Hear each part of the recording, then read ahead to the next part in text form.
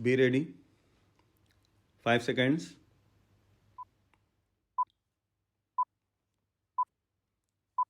Start. The ministry has taken care to foster regional languages. For that purpose, it has spent certain amounts. But with that meager amount, they cannot expect to develop all the regional languages which are recognized in our constitution. Then there are certain languages which are not recognized but which are rich. Some amount should be spent for their development also. The Sahitya Academy is a national academy of letters. It has to work for all the Indian languages. In India, they have to do work in Tibetan and other foreign languages also. But the total allocation for that institution is round about rupees 20 lakhs only, and out of that 80% or something like that is spent on establishment. Then what remains for the development of the languages or to take up projects for the development of the regional languages? Therefore, I would urge upon the minister to take a special note of it if he is really desirous that the regional languages should be developed, and give assistance and encouragement to the voluntary organizations and more particularly to the Sahitya Academy. I find from the report of the ministry that the National Book Committee was constituted in 1976 and again in 1980.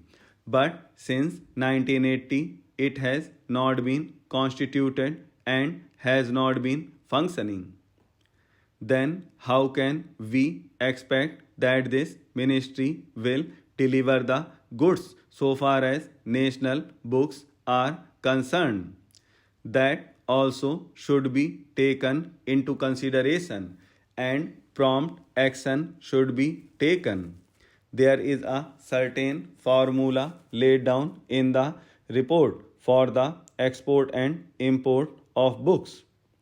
There only the amount has been mentioned, nothing has been mentioned about the quality or the nature of the book which can be imported or exported. There is no institution or committee to supervise it. It is left to the Commerce Ministry, and the Commerce Ministry does it in a commercial way. But everybody knows that books imported in a commercial way cannot serve the cause of education and enrich knowledge. There are manuscripts lying all over the country. There is a saying in respect of Greek that what has been published in a language is only 1/10 of what exists. So far as Sanskrit and other regional languages are concerned, what has been published is only 1/20th of the manuscripts lying all over the country. So far as education is concerned, we are entering a new phase. Our Prime Minister has declared the new education program which has been accepted by the nation and is being implemented in various spheres. I would request the minister here to devise ways and means for the involvement of the teachers and students in the speedy implementation of this program. Let me say that on education depends not only our future but even our survival. I do not think we have realized this obvious truth, but sometimes even an obvious truth has to be repeated. If That is so, I would like to ask my dear and esteemed friend, the Education Minister and his able colleague, whether they and we together have really succeeded in giving priority to education, educational programs, and allot them adequate funds.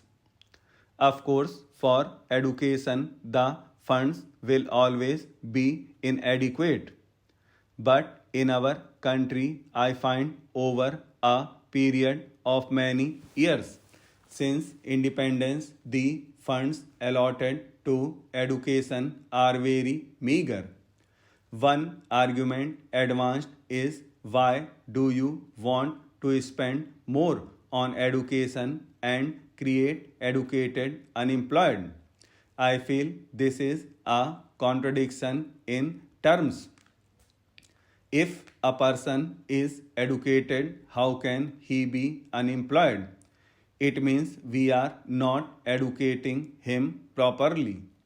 A truly educated man will always be employed. If nothing else, he will be self employed. But unfortunately, our education is such that even self employment has become almost an impossibility. Coming back to my main point, I would like education to be given the topmost priority by all concerned, by the community at large, by the union and state government, and by the leaders of public opinion. For many years, the Education Ministry is not represented at the cabinet level. I cannot imagine a cabinet of any democratic country where a minister of education is not a member of the highest policy making body, namely the Council of Ministers. If you want to spend money in other spheres, but if you do not consult any involve the education ministers who is really to give you the manpower, you cannot get the desired results. You may have all economic programs, you may have all other developmental projects, but if you do not have the educated men to manage the various projects, you are not going to have real progress or development in the country.